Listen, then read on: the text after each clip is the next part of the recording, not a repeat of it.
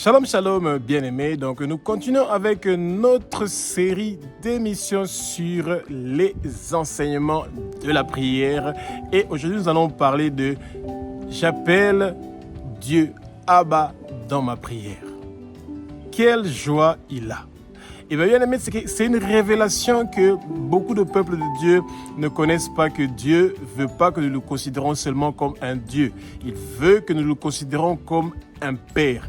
Imaginez-vous que vous êtes un enfant et que votre papa quitte le travail, il est en train de venir à la maison et que vous courez vers lui et que vous l'appelez papa, papa, et il est tellement content de voir que son fils ou sa fille est en train de courir vers lui pour le serrer dans ses bras et d'avoir la joie de cette retrouvaille-là pendant toutes ces heures de séparation, etc. Et c'est ça que Dieu aussi a avec nous qui sommes ses enfants. Dieu est content quand nous l'appelons Abba, notre Père qui est aux cieux, notre Dieu, notre Roi. Ça lui donne une joie merveilleuse de ne pas seulement être considéré comme un sugar daddy, la personne à qui nous devons toujours venir seulement pour demander, donne-moi, fais ceci pour moi, Dieu, fais cela pour moi, protège-moi, etc. Eh bien, Dieu connaît tous nos besoins. La seule chose qu'il veut, que l'amour qu'il nous donne, qui est un amour qui est agapé, que cet amour-là aussi soit réciproque. Que le Saint-Esprit prenne le contrôle de ma bouche pour que ce que je veux dire, que ce ne soit pas des paroles qui sont inspirées par moi, mais que ce soit des paroles qui sont inspirées par le Saint-Esprit et que les écailles tombent, que vos yeux puissent s'ouvrir et que la vérité puisse venir, que le vent impétueux du Saint-Esprit puisse partir partout où vous êtes et remplir le lieu où vous êtes pour que vous puissiez connaître la vérité. Vous allez connaître la vérité et la vérité va vous affranchir. Et Dieu veut absolument avoir une relation personnelle et merveilleuse avec vous. Et il veut que vous connaissiez la révélation de son nom qui est Abba, notre Père, qui est aux cieux, notre Dieu, notre Roi. Avec la prière, nous invitons Dieu à venir habiter avec nous. Nous invitons que la présence de Dieu soit avec nous. Et c'est pour ça que Dieu vient vers nous, mais il ne vient pas vers nous seulement en tant que Dieu, mais il vient vers nous comme un Père. Luc, au chapitre 11, verset 2, notre prière commence avec « Notre Père qui est aux cieux ». Ça veut dire que nous avons une relation de Père et Fils. Et ça veut dire que Dieu ne nous considère pas seulement comme des êtres humains. Non, quand nous l'invitons dans notre prière et que nous l'appelons Abba, notre Père qui est aux cieux, eh bien, il se considère comme un Père pour nous et nous le considérons comme un Père pour nous et lui, il nous considère comme ses fils et ses filles et c'est une relation qui est merveilleuse. Et quand nous savons que nous avons une relation avec Dieu, que lui, il est notre Père et que nous, nous sommes des fils, c'est ça notre motivation de pouvoir prier tous les jours parce que nous savons que Dieu est avec nous, qu'il est présent, qu'il habite avec nous et qu'il veut avoir une relation avec nous et c'est merveilleux. Et quel père ne veut pas parler chaque jour avec son enfant? Et c'est pour ça que, bien aimé, quand nous sommes en train de parler avec Dieu chaque jour, que nous sommes en train de prier chaque jour, il n'y a pas une meilleure joie qui peut venir dans le cœur de Dieu parce que nous sommes ensemble avec lui et que nous voulons passer du temps avec lui, que nous leçons ce que nous devons faire à côté pour pouvoir prendre le temps d'être dans sa présence, pouvoir prendre le temps de méditer la parole et de comprendre le message qu'il veut nous donner en cette journée-là où on est en train de commencer. Préparer la journée est quelque chose de très important. La préparation de la journée, c'est de commencer la journée avec la conversation avec notre Père dans la prière, en étudiant la parole pour connaître son message qu'il a préparé en cette journée-là pour nous. Bien-aimés, c'est très important de comprendre que Dieu veut absolument que nous prions. Il veut absolument être présent dans notre vie. Nous devons l'inviter. Il est devant votre porte. Il est en train de toquer. Il veut que nous ouvrons notre porte pour qu'il vienne souper, manger avec nous, comme le dit Apocalypse, et que nous soyons dans la joie, où le Seigneur est est en train de venir, il y a la lumière. Et c'est cette lumière-là dont nous avons besoin. Cette lumière-là qui va nous éclairer et qui va nous éloigner des ténèbres parce que nous voulons la lumière. Nous ne voulons pas des ténèbres. Nous ne voulons pas des esprits obscurs. Nous ne voulons pas que nos pensées soient attaquées. Nous ne voulons pas sentir de dépression et d'amertume. Nous voulons être dans la joie, dans la paix et dans l'amour. Jean 1,12 dans la parole nous dit que quand nous recevons Jésus-Christ de Nazareth comme Seigneur, Sauveur et Maître dans notre vie, bien-aimés, c'est la meilleure décision que vous avez pu prendre dans votre vie. Pourquoi? Parce qu'il nous donne le droit. Parce que nous avons accepté Jésus comme Seigneur, Sauveur et Maître de notre vie. Ça nous donne le droit d'être enfants de Dieu. Et si nous sommes enfants de Dieu, ça veut dire que Dieu est notre Père et que nous sommes ses fils et ses filles et nous devenons une famille. Et c'est merveilleux. L'unité qu'il y a entre Dieu, Jésus et le Saint-Esprit, cette unité-là descend sur nous directement. Et c'est tellement merveilleux, bien-aimé, que Jésus est dans Dieu. Dieu est dans Jésus et ils forment un. Et nous sommes en Jésus parce que nous l'acceptons comme Seigneur, Sauveur et Maître de notre vie. Et nous formons une unité ensemble avec le Père. Et nous sommes des fils ou nous sommes des filles. Et bien-aimé, qui est le père qui ne veut pas, biologique, qui ne veut pas écouter la voix de son fils tous les jours? Qui est le père biologique qui ne veut pas écouter la voix de sa fille tous les jours? De la même façon que nos pères biologiques qui sont méchants, qui sont des pécheurs, veulent écouter la voix de leur fils, de leur fille chaque jour, Dieu qui est juste, qui est fidèle, qui a un amour agapé envers nous, veut écouter notre voix tous les jours. Et il connaît notre voix et nous aussi, nous connaissons sa voix. Dieu est notre berger et il n'est pas seulement un père, il est aussi notre berger. Et comme il est notre berger, la porte de sa bergerie est ouverte pour nous. Et nous pouvons entrer dans cette bergerie-là à n'importe quel moment nous avons accès. Nous n'avons pas besoin de passer par la fenêtre pour entrer dans la bergerie parce qu'il nous connaît comme ses enfants, comme ses brebis. Et c'est pour ça que nous pouvons facilement passer par la porte de devant et que nous n'avons pas besoin de toquer ou de demander un droit de pouvoir le voir. Nous pouvons le voir directement parce que c'est notre Père. Vous savez, souvent j'ai vu ça dans les matchs de football. Vous voyez Cristiano Ronaldo, vous voyez Lionel Messi qui sont connus partout dans le monde entier. Tout le monde connaît le nom de Messi dans le monde entier. Tout le monde connaît le nom de Ronaldo partout dans le monde entier. Et quand ils sont dans un stade de football, leurs enfants ont accès à Ronaldo. L'enfant de Messi a accès à son papa Messi. Et si par exemple un enfant africain qui vient de l'Afrique et il est quelque part dans les tribunes, le match est terminé et que Messi est un père ou Ronaldo est un père, cet enfant-là n'a pas accès à Ronaldo ou n'a pas accès à Messi du tout.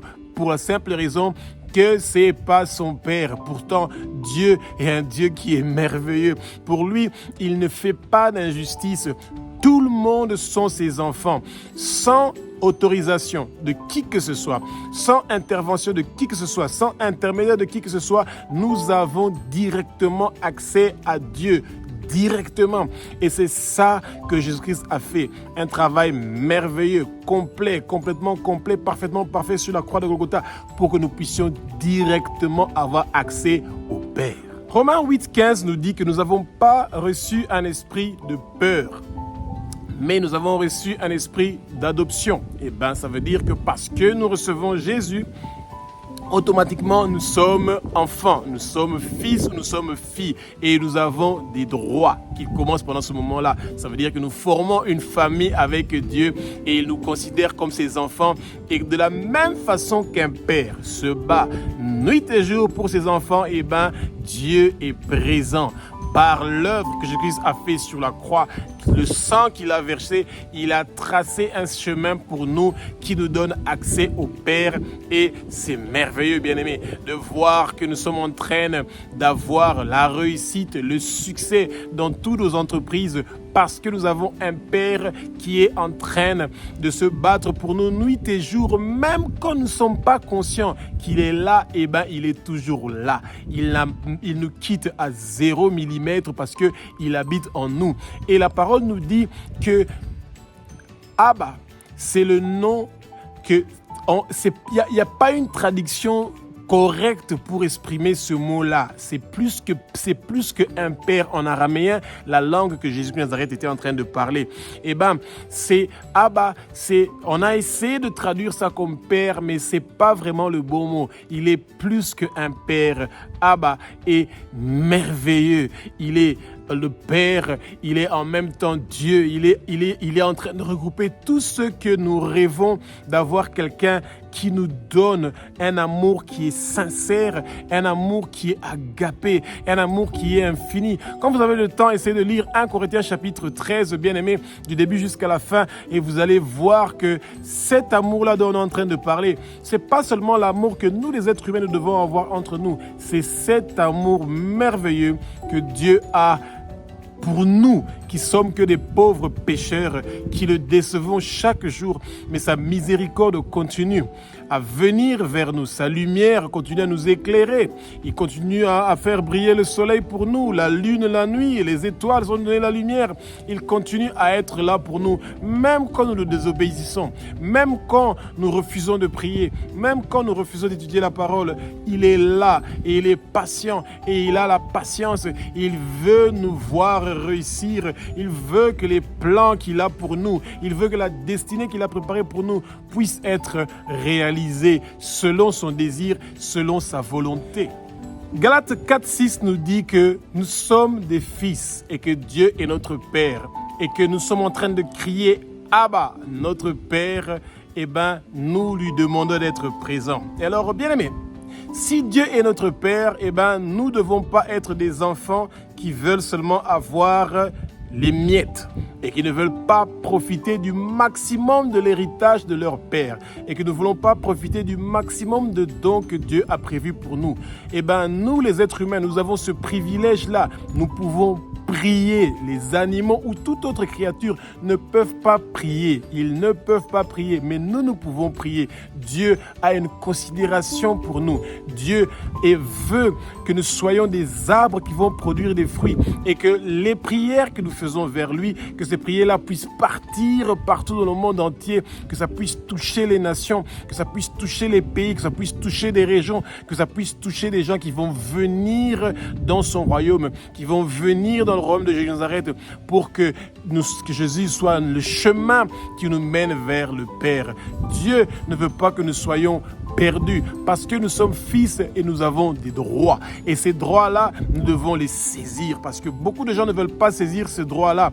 Le fait de ne pas prier, le fait de ne pas méditer la parole, le fait de ne pas être une bénédiction pour quelqu'un, pour les autres, nous refusons cette considération merveilleuse que Dieu a pour nous, que nous sommes des enfants et que lui, il est un Dieu pour nous. Et c'est ça qui est vraiment dommage. Bien aimé, nous devons nous rendre compte que Dieu veut que nous faisons beaucoup plus que ce que nous sommes en train de faire. Ce que nous faisons pour le moment, le monde est entré dans la paresse, des heures en train de regarder des vidéos dans les téléphones, des heures en train de ne rien faire, des heures dans les rumeurs, des heures en train de parler de la politique ou de parler du sport.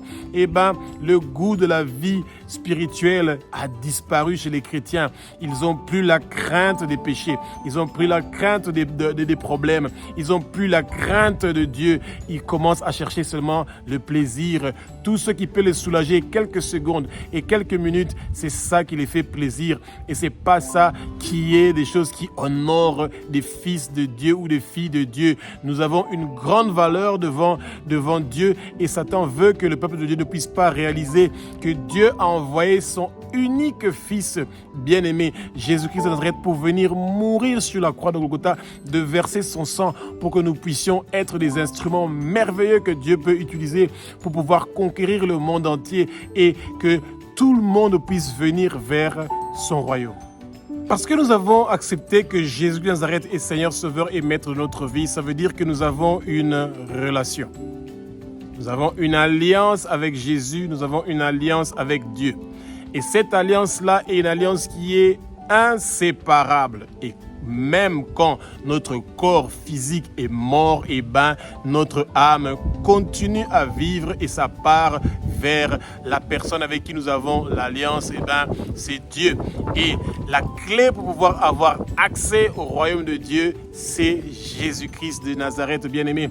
Et que toute personne qui n'a pas accepté Jésus comme Seigneur, Sauveur et Maître dans sa vie, eh ben, vous pouvez vous attendre à la colère de Dieu le jour de votre mort parce que Dieu ne parle pas aux morts. Quand vous êtes mort, c'est terminé.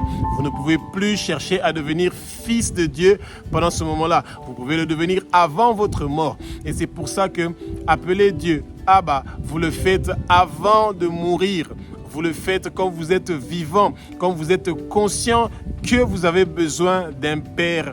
Et ce père-là veut de vous en tant que fils et il veut que vous le bénissez. Il veut que vous priez. Il veut que vous étudiez la parole. Il veut que vous soyez exemplaires. Il veut que quand les gens vous voient, qu'ils voient sa lumière en train de briller sur vous et que quand vous ouvrez votre voix et que vous commencez à parler, que le monde soit en train d'être secoué, que le tremblement de terre soit en train de se lever pour détruire tout le travail que nos ennemis sont en train de faire contre nous, contre les nations, et que ça puisse détruire tous les obstacles et les blocades qui veulent empêcher que le nom de Jésus soit connu partout dans le monde entier. Bien-aimés, espérons que vous avez appris quelque chose sur l'importance que Dieu trouve pour que nous puissions l'appeler Abba, notre Père qui est aux cieux. C'est une belle révélation. Et c'est quand vous appelez Dieu Abba, eh ben, son amour agapé est en train de descendre sur vous et en train de vous protéger et vous êtes immergé dans son amour et c'est tellement merveilleux. Et vous êtes immergé dans le sang précieux de son Fils qui a versé ça sur la croix de Golgotha pour que nous puissions avoir ce droit-là de prier.